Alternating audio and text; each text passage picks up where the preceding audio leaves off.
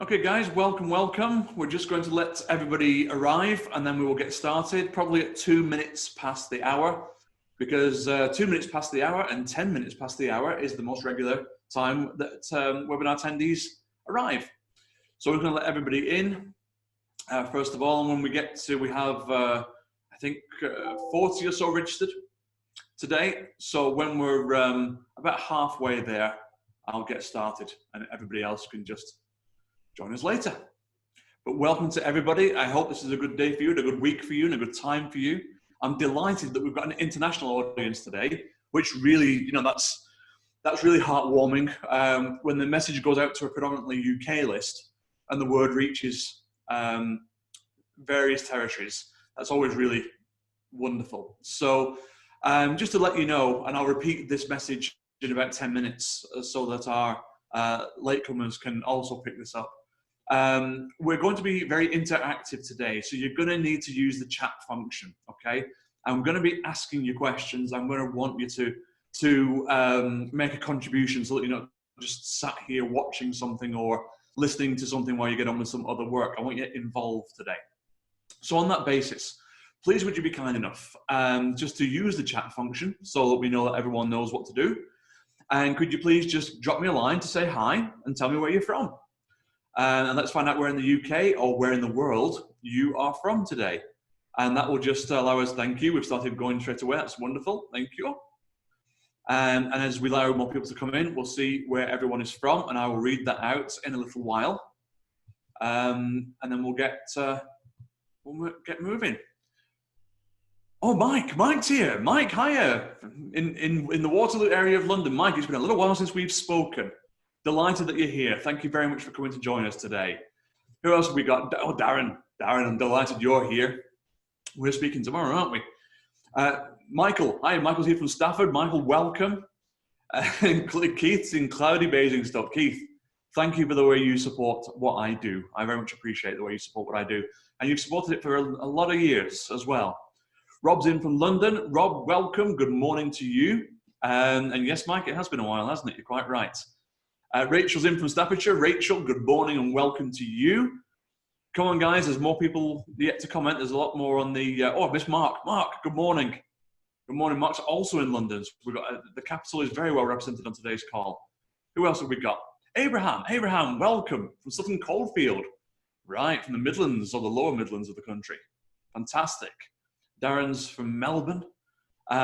So let's just get, again, there's some people choosing to be quiet here. So I'm just going to force them and ask them to come and use the chat. Let's see who else we've got. Is anybody else commenting? Oh no, it's silent at the moment. The rest are silent. So I'll check this chat regularly, guys, as we go through today's content. So I'm looking for your input. So be warned right now, you're going to need to make notes. So whether that's your laptop, or whether that's your mobile device, or whether that's your pencil and paper, whatever you use, you're going to need notes today because what we're doing is something called Build the Pipeline, which is a very interactive session. So I'll go off the chat for now, and I will come back to that a little while. And so, yeah, come on. Tomaz, you haven't told us where you're from yet. We need to know where Tomaz is from. And have we heard? Dermot's with us. Dermot, welcome and good morning. Right, let's get stuck in, guys. Let's get stuck in. Here we go. So I'm hoping you can see my screen. I'm assuming you can. If you can't, please let me know and I'll rectify it. But a couple of years ago, I wrote a piece called The Cash Compass, which was 4 major pointers, north, south, east, and west, that pointed you towards the absolute fundamentals of practice growth and the direction from which I would advise everyone to start and to go in. And this is called from 20 odd years of working with 1,800 firms, or more than 1,800 firms. I stopped counting at 1,800 throughout the world. Of the 4 points of the compass, Build the Pipeline is by far and away the most popular of the 4. So that's why we decided to do it today, because during the last webinar that we did, kindly hosted by Joe at J Consulting, the feedback was really strong, and I'm very grateful for that feedback, and you asked me to come and do another one. So thank you. It can only be downhill from here, can't it? And so today I wanted to go with what is essentially the one-hit wonder. You know when a band has a one-hit wonder? and everyone just wants to hear that one song. That's what Build the Pipeline's like for me. I have over 400 or 500 pieces of content that I could deliver to you, but people only want to hear this one. Normally it's a two-hour delivery, so it's 45 minutes today. So you're going to see a very condensed version today, but you're going to get the highlights. So today we're going to look at these areas here, starting with the commercial case for the pipeline, and the rest of them will become evident as we go. Let's start with the commercial case, because I start there because many practitioners don't understand the commercial case, and there's a fair question to be asked. The question is, hang on a minute, we have a recurring fee model business. We do nothing and the work comes in. We don't necessarily need to proactively win work and the work comes in. We don't necessarily have to proactively market and the work comes in. So what do you need a pipeline for? Because the work comes in, always does. Generally 5% higher than it did the previous year as well. And that's a mindset that all new work is good work and all new clients are good clients. And it's all, as we used to say in the North many years ago, all grist to the mill. You know, just keep it flowing. Doesn't matter what quality it is, just keep it coming in, keep the mill turning. That's all we need to do. And we're now in 2020, and obviously the commercial accountant is doing a lot better in terms of gross and net profitability than the reactive accountant is doing. And so the commercial case for the pipeline, I can make in a number of different ways. I can tell you, first of all, that of course, any business would have a pipeline. If you went to your clients, you would expect them to know where their business is coming from. You would expect them to have a sales function of some kind. What on earth indemnifies an accounting practice from having a sales function? Why do you get to be exempt? So there's that obvious argument. Another commercial case for a pipeline might be, well, too often you hear practitioners say, I don't believe it. That 25 grand client just said they're leaving. We didn't see it coming. We haven't provisioned for it. You know, blah, blah, blah, blah. You know, and that's happened all my career. We didn't see it coming. And now we've got a 25 grand hole in the recurring fees. So a pipeline also acts as an insurance policy for you. And it should be constantly primed, because you are constantly looking for better business and you're constantly looking to replace things that you lose as well. So please bear in mind, as the first teaching point from this webinar, that not all new business is good business. And why on earth saddle yourself with low profitability work when you could saddle the competition and weigh them down with the low profitability work? Why on earth should you take the 800, 900, 1,500 pound job and have somebody else win the 25 grand job when that could be reversed with a bit of clever management? And that's really what today is, a bit of clever management. But there is a much wider commercial case for a pipeline. I could make those cases, and I do make those cases, but there's a much wider one. And it was outlined not by me, but by a gentleman called Ron Baker back in 2003. He wrote a book with Paul Dunn called Firm of the Future. It is a reference guide to me. I go back to it regularly. 2003, remember that year, by the way. 2003, and his predictions are coming true now. And here's the main one. He outlined the business model of what we all currently are, professional service firms. And he made this following argument, that in a professional service firm, again, the focus is on service, professional service firm, we look at revenue as our indicator as to whether we're successful or not. And our revenue is a composite of 3 different factors that we can control. One is capacity management, you know, how well we use the manpower, woman power, people power, tech power that we have at our disposal, plus efficiency, how quickly we can do a job, not necessarily how well we can do a job, but how quickly we can do a job. And of course, the old cost plus pricing model, also known as the 33-33-33 model. And this was Ron's suggestion that in 2003, this is what everyone was doing. And in the future, they would need to change if they wanted to overcome the challenges that were on the way. And so even though we're in 2020 now, this is still relevant. We still look at most practices' business model and we still see this in play right now. Ron's argument, and here's your commercial case for the pipeline. Ron's argument was that we would be evolving from professional service firms into professional knowledge firms as the technology allowed us to do so. And a professional knowledge firm had a very different model. The professional knowledge firm looked at profitability as its driver, not revenue, top line revenue as its driver. So it was looking at what it kept as a business rather than what it made as a business. And that was a composite of three factors multiplied together, as opposed to three individual factors. And it wasn't capacity management that was the major driver, but rather capital management. And Ron outlined three different types of capital. Intellectual capital, how well we know how to do what we do, in terms of what we sell to people, intellectual capital. Social capital, how strong our networks and wider associations and contacts are, and there's a commercial case for the pipeline. And thirdly, technological capital, how well we were embracing the cloud, how well we were embracing new developments that cut out time that we would normally have to use a human on, or for, I should say. So capital management was the management of these three different assets: intellectual, technological, and social. And then it was times divided. You take those three assets and you multiply them by how effective you are.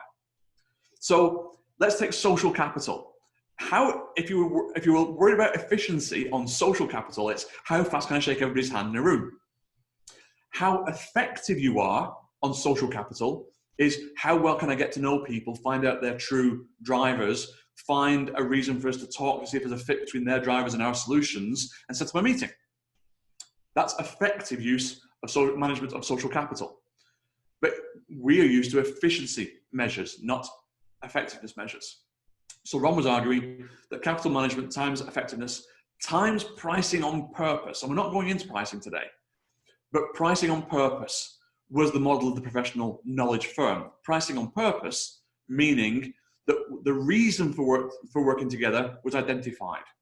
So not, you need a set of accounts and you need a tax return and they have to be filed by this deadline. And that's the purpose for which we're going to work together. Okay, because that led to a very low perceived value of what you did for them. But you want to be down to a 4-day week. You want to get rid of your fellow director. You want to have a empire built. You want to retire at 47. You want to buy the beach house, in Malibu. These were the purposes for being in business.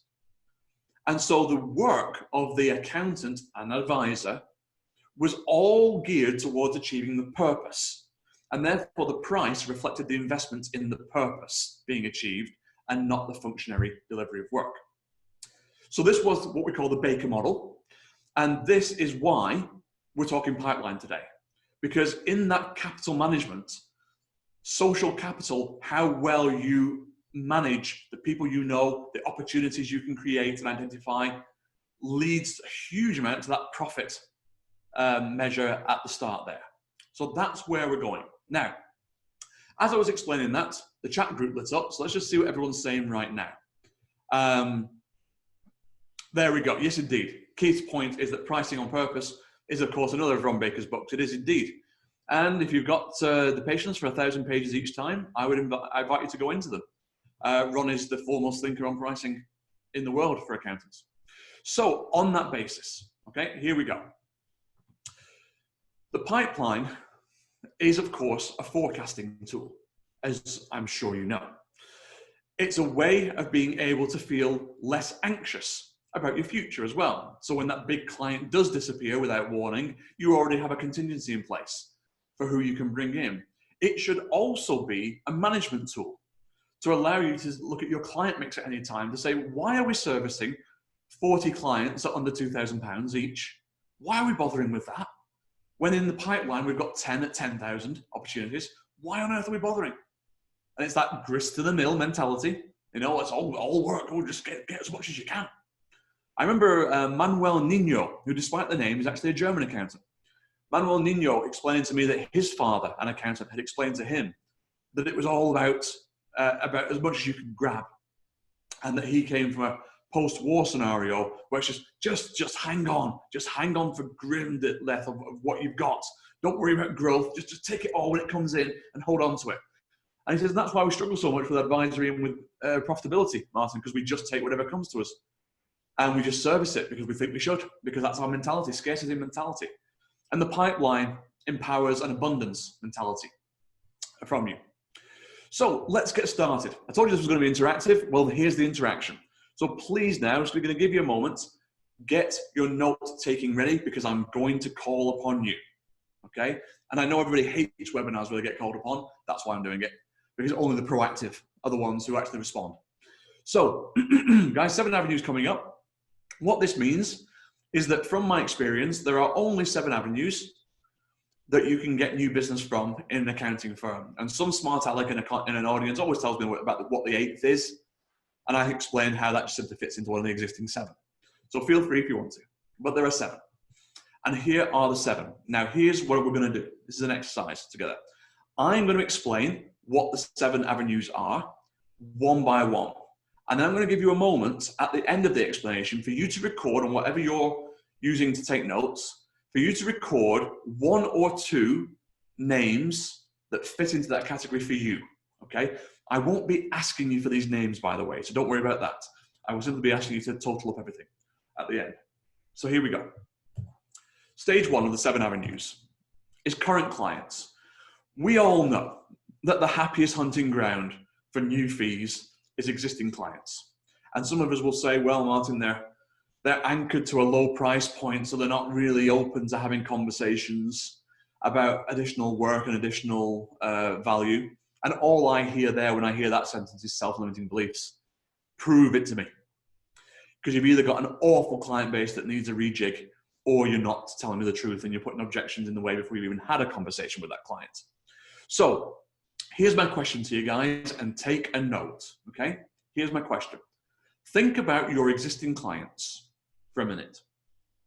Think about the existing clients you've got who you believe, hand on heart, you believe could use some more support from you than they currently get, okay? So who can you help more than you do right now?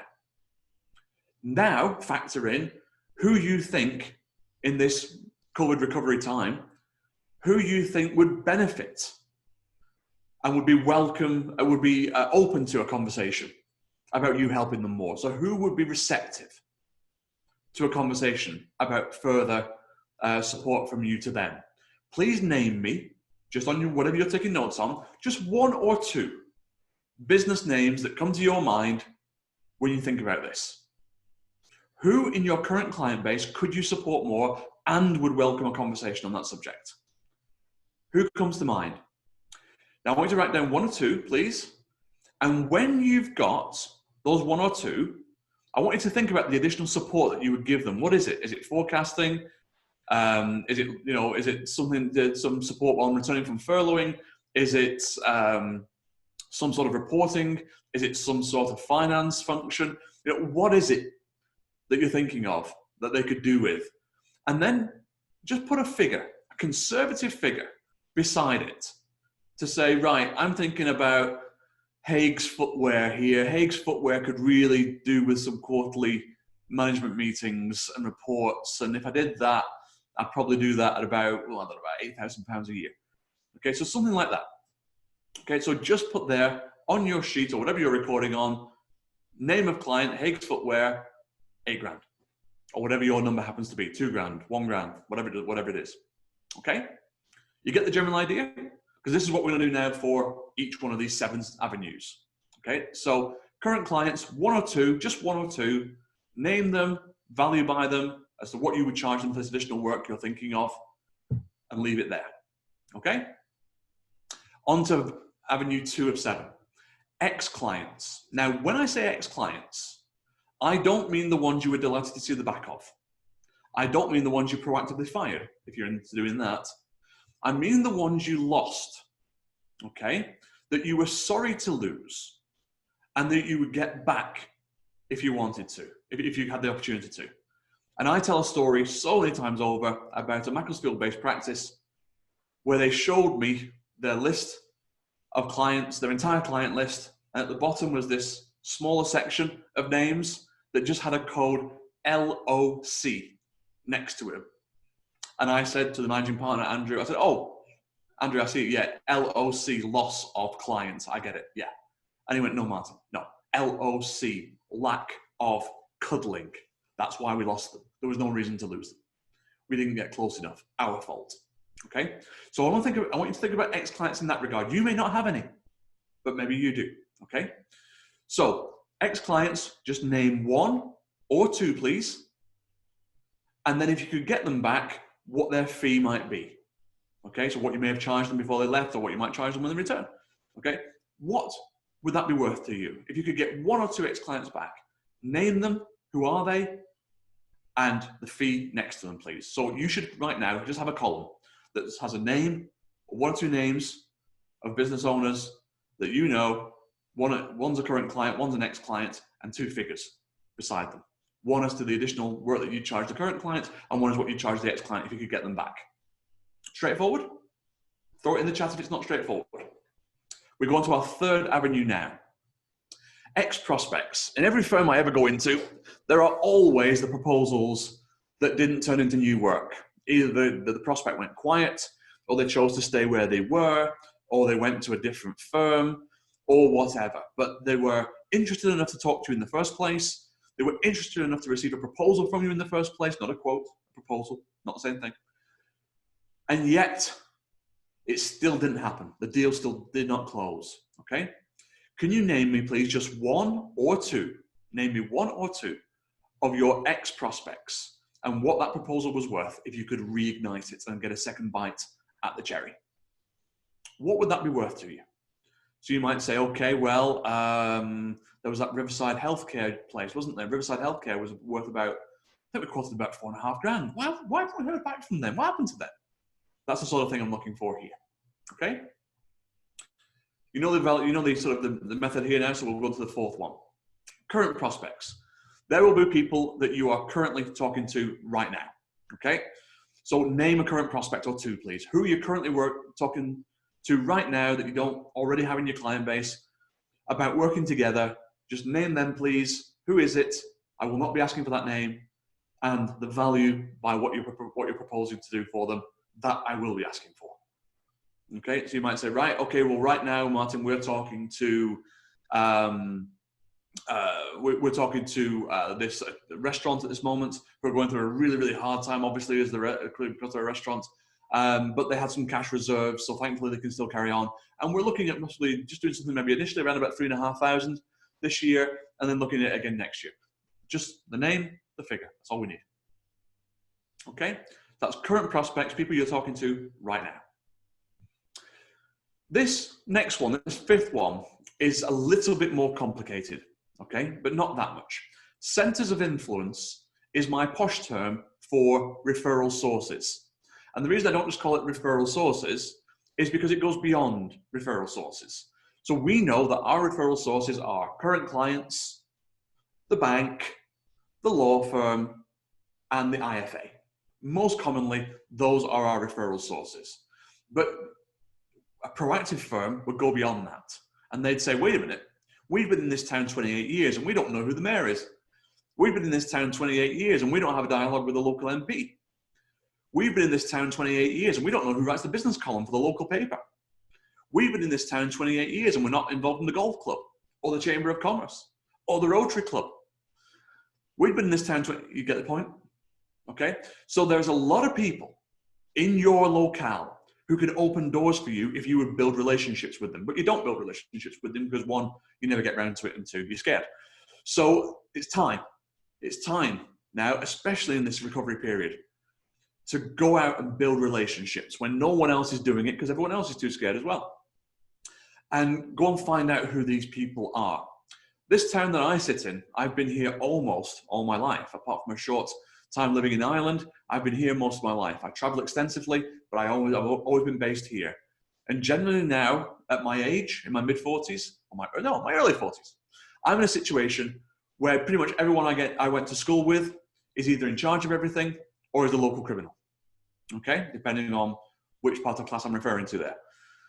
So by doing that, I know the runners and riders around here. And better yet, I'm on good terms with them. Now, I don't draw my business from the local area, so that's not particularly relevant to me from a business point of view. It's more that when I need planning permission for my extension, it's not a problem. But for you guys, for the accounting firms, we need as many local connections as we can possibly get. We need as many door openers as we can possibly get. So here's what I want you to do. Please would you name one center of influence, somebody who is influential in your town that does not currently refer any work to you. Okay? And when you've got that name down, think about what your average referral size is. Well, Martin, they usually come in around about $2,000 or $2,500 or $5,000. And just assume that a new referral source could do as well as an old referral source.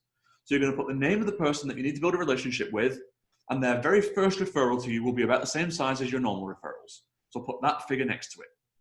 So you've just got 2 columns here, names and figures. That's all you've got. Okay? And that's the center of influence. And after this webinar, I want you to have a look at these areas properly and build this out more than just 1 or 2 in each category. Which brings us now to our penultimate, our 6th level, which is wish list. So here's your permission to go crazy. Okay? I now want you to think of a business you would love to act for locally. And that could be anybody. We have a business here called K Steels. Family business. The name suggests what they do, but extremely growth orientated, extremely ambitious, and they need more than just one firm in the door. They need an auditor, but they also need a management accountant, and they also need other people as well. So they don't just rely on one individual practice to help them. And therefore, there's a lot of jostling for position over at K Steels. So on that basis, what's the K Steels equivalent where you are? Who would you love to act for? I once did this session for a UK audience, and somebody put down Mothercare PLC. Okay, now, first of all, that was ambitious at the time, and second of all, a bit redundant now, but that's not what I'm thinking of. So not that blue sky thinking, but a big growth business, a prestigious client in your area. Put that down, please. And then the figure that you would charge them for whatever work you're thinking of, okay? Yes, it's pie in the sky, but in the second stage, when I work with clients directly on pipeline building, we then strategize. We then work out exactly how we're gonna win this client and what timescale that's gonna take to do. And then the last one, I've saved the worst till last, guys. So this is the hardest one to do. And if you can't get anything on this one, don't you worry. It's normal not to get anything, but I include it because it's a catch-all, okay? So I want you to look at X inquiries. These are people who came in through your website or phoned up and didn't get you. You phoned them back, you missed them, they phoned you back, you didn't get them, emails crossed. You never did get to meet with them, but they were interested enough to inquire about you in the first instance. Is there anybody that meets that criteria, guys? And the reason I ask that is because every now and again you find one. And there is a firm in New Jersey called Lawson, Rocinio, Chabelle. And I was working with Mike Rocinio. And I went down this X inquiries. I said, don't worry, Mike, it's usually, we don't usually find anything in this category. And he went, no, the tennis club. And this was on a Skype call back then. And he sort of took his chair back to his filing cabinet, pulled out his filing cabinet, went, look, I've still got it. And the original phone call was stapled to this sheet of paper, which was a printout of the company's website. And he said, no, we never got back to these. And I made him call them while I was on the line. Long story short, guys, we don't have time for this story today. Long story short, of course, they got an appointment and they won the client and all happy ending stuff. I wouldn't be telling you if it wasn't a happy ending, would I? Simply to say that X inquiries is often overlooked.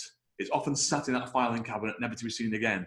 And it's the source, not necessarily of massive business, but certainly of good referral sources. So can you think of anybody who's inquired about you and you've never got to meet with them? And if so, put them in, please, just at an arbitrary figure of about £1,000. We've no idea what that might be, so let's not even try and guess it. About £1,000, please, as a sort of conservative estimate. Okay?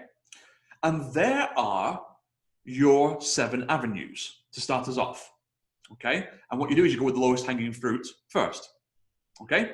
So here's what I want you to do, please. You should now have a few names, maybe 7, maybe less, maybe more. And you should have a figure next to all those names. So please would you, in the chat, just put the total figure that you've just come up with. What have you just identified in terms of new work that you could realistically go after right now? Just add up the column and give me the number. What's everybody got, guys? And I'm going to look at the chat and wait for these to come in. And I ain't moving on until I've got these numbers. So I'm going to have to, we're going to be here a while. So, oh, the first one's already in. Here we go. Let's take a look. Okay. Michael's got 124K. Wonderful start. This is what I'd expect. I'd expect 6 figures. So superb, Michael. Well done. You've clearly taken this exercise very seriously. You've come up with a great number. So 124K from Michael. Thank you very much. What's everybody else got, please? We've got a lot of people on the call today. I'm expecting a few numbers to come through. I know some of you aren't doing the exercise. I know you're just listening. I know some of you don't want to say what the number is. I get that. Okay. But let's get some more coming in, guys. Okay. Rachel, oh, the Q&A. That was in the chat. That was in the Q&A. So Rachel's got 52. Thank you, Rachel. Brilliant. So 52 grand. So in our first 2 respondents, we've got what, 79? No, it's 176. Sorry, 176,000 identified in this first 2. Come on, guys. Don't be shy. Let's have at least 3 more. Let's get the figures through as to what everyone's done. We have another one coming through. Do we? No, we don't. Sorry, that's my fault. We don't. That's the same one as I looked at already. Everyone's being shy. So either no one's doing this, or no one can think of anybody, or no one can add up. It's one of these ones. Okay. I'll give it a couple more minutes because I don't believe for a second that that's the case. In fact, Keith hasn't answered. Keith, I'm calling you out. What's your number, please? And I'm going to call out a couple of other people while I'm at it. Rob, what about you? Did you do this? If so, what was your number? And Mark, I'm asking you the same question. What was your number? Okay. What has everybody got? Because I can't believe we're still adding up at this point. We must have done that by now. So a couple more seconds. There we go. Thank you, Mark. See, when I call them out. So Mark's got 45,000. Well done, Mark. Superb. Thank you very much indeed. Okay, let's get at least a couple more. Thank you, Rob. Thank you for answering the call. I appreciate it. Rob's got 100. Okay, so there's 100 grand right there. So what are we up to now? 270, 290. We're over 300,000 now, aren't we? We're now over 300,000. Let's get one more from this. So we can get one more coming in because Keith hasn't answered me yet. And sorry, I got diverted to a client call. Never mind a client call, Keith. This is about your pipeline. And Keith's got 20K. Thank you very much indeed, Keith. So there we are. We're starting to rocket up towards the £400,000 mark now. And guys, whenever I've done this, there's always been 6 figures. There's most commonly been 7 figures in a room in a keynote. You'd imagine you get 7 figures there. And if you figure out that most of those clients, were you to win them, would last you about a decade. I think the average is 8 to 9 years, isn't it? Then we're talking about some serious new work. And I know some of it's pie in the sky. I'm fully aware of that. But some of it's just stuff you're letting go. You sat on opportunity. And that's why we've got to get serious about it. Okay. Right. Here, thank you very much for doing that, guys. As you can see, we've just found, what have we found? Nearly 400,000 there. And we've only got 5 to 6 people to respond. If we had everyone to respond, we would be well beyond the million, comfortably beyond the million. Okay, so with that done, guys, now you've got to do one other thing. So go back to those notes you were making, okay? And here's what I need you to do now. With your column that says, these are the people and this is the figure, I now need you to go to write down 8 letters which spell accounts, okay? So ACC, oh, sorry, let me just go past that 1 second. ACCOUNTS. Okay? So just right across the top of there, ACCOUNTS. Okay? And here is what this stands for. So when we look at this list, we look at who is pie in the sky and who isn't pie in the sky, and we start to qualify them. Now, this is a very simple process. The only answers you can come up with to the next 8 questions are 10 or 0. I'll show you how this works, okay? So look at your list, okay? You now have your list of names and you have accounts across the top, okay? When you're thinking about what you would do for this client, does that answer their need? Have you got the solution to their need? If you have, score a 10 under A. And if you haven't, score a 0 and go no further. Because if you haven't got the answer for the client, why are you even bothering? Okay, it isn't a good prospect for you. You can't solve their problems. So don't go any further. So A is either a 10, yes, I've got the answer for them, or 0, no, I do not have the answer for them. And if it's 0, go no further. This is the only zero where you go no further. Okay, have I got the answer for them? Yes, no. Can they afford me? I've put this figure down that says 5 grand, 8 grand, 12 grand. Okay, can they afford me at 5 grand, 8 grand, or 12 grand, or whatever my figure is? If they've got the cash to afford you, score it a 10. If you're not sure, or you don't know, or they haven't, score it a 0. Have they got the cash? Yes, no, 10, 0. Next one, beyond the person that I know at this company, is there anybody else I've got to convince so that they would come on board with us and they would change from their current accountants to us? Okay, if there is nobody else to convince, you've got the sole decision maker already, and you've already got a relationship built with them, score it a 10. If there are other people like a board or a senior management team, score it a 0. 10 if you've got the sole decision maker, 0 if there's other people you've got to convince that you haven't met yet. Do you see any major objections getting in the way beyond price? Okay, like they're tied in 3 years, or they're about to go bankrupt, or whatever. Any major, roadblocks? If so, score it a 0 if you see the roadblocks. If you don't see any roadblocks and you're clear, score it a 10. Do you want this work? Do you actually want to undertake it? Is it something you would love to have on board? If so, score it a 10. If you think it might be a pitter client, pen in the, score it a 0. Next one is need. Now listen carefully to this one. Do they see the need to do something with somebody? Not do you see the need to work with them. Do they see the need for change and improvement? If that's a yes, score it a 10. If it's a no or you don't know, score it a 0. The T is for timing. Again, listen carefully. This is, have I got the timing of the next meeting? Not Zoom call, not email, not phone call. Do I have the timing of the next face-to-face meeting in the diary? This is becoming a reality now in post-COVID. We can get back together with people face-to-face. Have I got that in the diary where I can talk to them face-to-face and control the process of sale? If so, it's a 10. If you haven't, it's a 0. And if your zeros appear there, guys, don't worry, zeros appear there most often. And finally, do I have the person who can sign this off in my favor?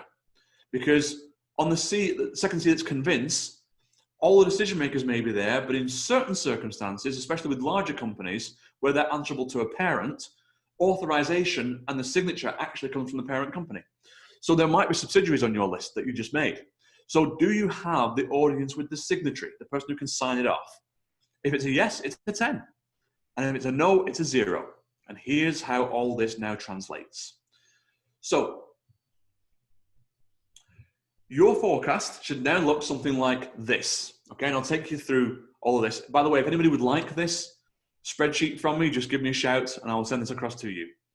So ultimately, when you build a pipeline, you get to this point where you've got company A and you decide what grade they are. There's no universal grading rule. You decide for yourself. In this case, company A is graded as a B. And the opportunity that we've got is to do some clever international tax work and to do some forecasting for them. That's the opportunity. And we have scored this opportunity at £18,000.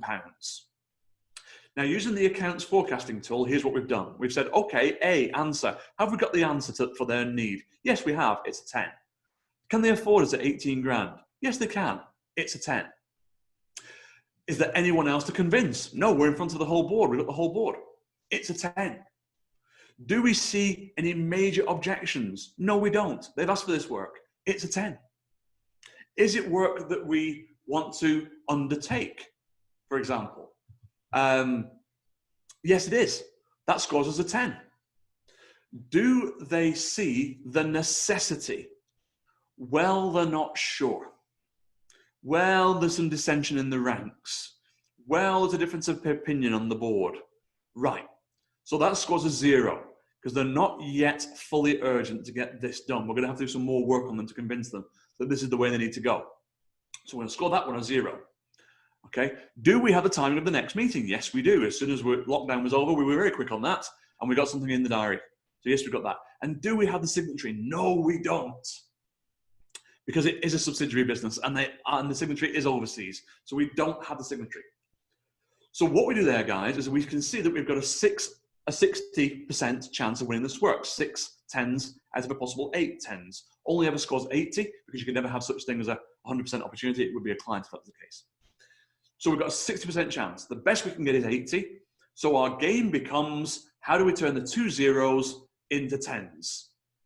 Now, guys, while I explain the rest of this, if you want to tell me how we turn those 2 zeros into tens, please put it into the chat.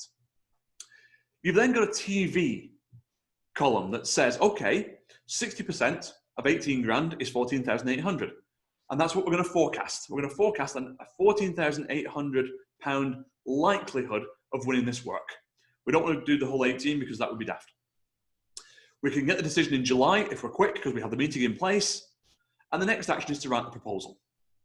And that, guys, is as difficult as your pipeline needs to be.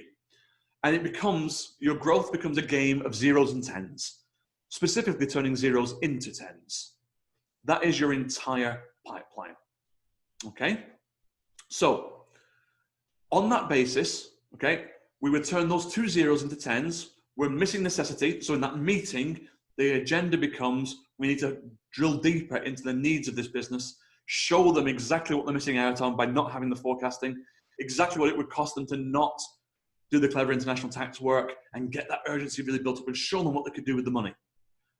That's how we'll turn that 0 into a 10. The signatory, we need to find out. We need to talk to them to say, how do we get the signatory on the call? How do we get the signatory on the meeting? How do we get that big decision maker, or not even a decision maker, sorry, but the person who can sign it off, how do we get them there?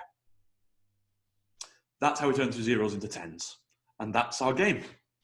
That's our game of growth and building the pipeline. That's as difficult as it gets. Okay. Now, to explain that to you, and with the time, we have just 3 minutes left. So with the time left, I skipped past something that I'm now going to go back to. We have a little growth club called the Upward Spiral Professionals. And this is in the UK. And I'm delighted to say that recently we've expanded out. And we now have one starting in Europe on the 29th of September, in South Africa on the 14th of September, in Australia on a date we've yet to find out because the meeting is tomorrow to decide that. And we have working on the US one right now and expect to have that agreed at the end of this month and launching in October. So over time, our UK club is going to become a global club, and we're going to have delegates and friends and associates and contacts and cross-border referral opportunities coming from all over the place. We hold our Zoom calls every month, and our next one is next Monday. Here's the reason why I'm telling you that. I'll now go forward, back to where I was, and back to here. Okay. Many of us are on a webinar just to collect information. And if that has been your purpose for being here today, thank you very much for being with us. And I hope that has been, while somewhat whistle-stop, a good insight as to where your future work is coming from. Some may want to come and join us on the Zoom call to come and see what it's like, meet with the members, find out more content like this. And all you have to do, if you'd like to be a guest on Monday's call, just put guest into the chat, please. So the word guest, and an invite will find its way to you. For some of you, you may want to have a conversation that's got nothing. I don't want to be in your club, Martin. I want to talk to you one-to-one on something. In which case, let's talk. And therefore, just put talk into the chat, please. And I will reach out to you following this webinar. Okay? Now, with that pipeline, most of us will do nothing at all. And that's the good thing. That's what Baker was talking about. With his professional service, we'll just stay exactly as we are, and we'll be comfortable in our apathy. Okay? And that's why the pipeline is so useful, because for the proactive, that's where the competitive advantage comes. Okay? So always, always, if you want to be ahead of your competition, use your pipeline, because your competitors aren't. So to finish off, guys, I've asked you to reach out. I've asked you to build a pipeline. I've asked you to do it for your own commercial gain. I've asked you to get the figures. We've come up with 400,000 or circa 400,000 without even trying. And I'd ask you to go into this in more detail now in your own offices and come up with a much bigger pipeline. But what's the reason behind it all? Why, other than feathering your own nest, am I asking you to do all of this? And the answer is because I'm looking for you to live the most noble iteration of an accountant. And what I mean by most noble iteration of an accountant is this. In COVID, we've seen a lot of businesses go to the wall. We've seen a lot of challenges, and that's not COVID specific. Post-COVID, we'll also see businesses with extreme challenges. And I'm somebody who works with the accounting profession because I was the son of somebody who didn't get the help that they needed. And I know what it is when the accountant gets involved. So just to finish off, guys, have a look at this. It takes 2 minutes.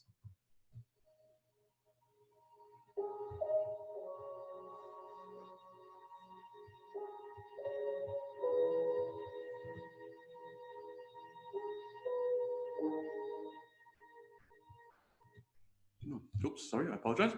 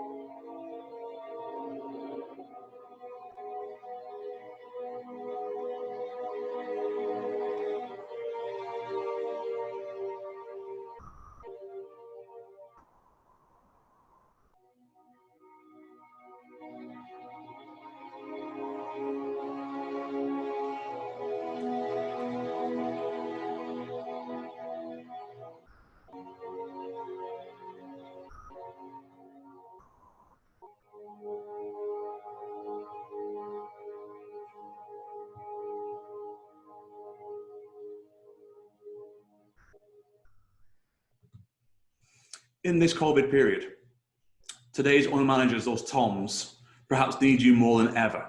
I encourage you to go and be the most noble version of your profession that you can possibly be. Build your pipeline, go out and help people, and by so doing, help yourself.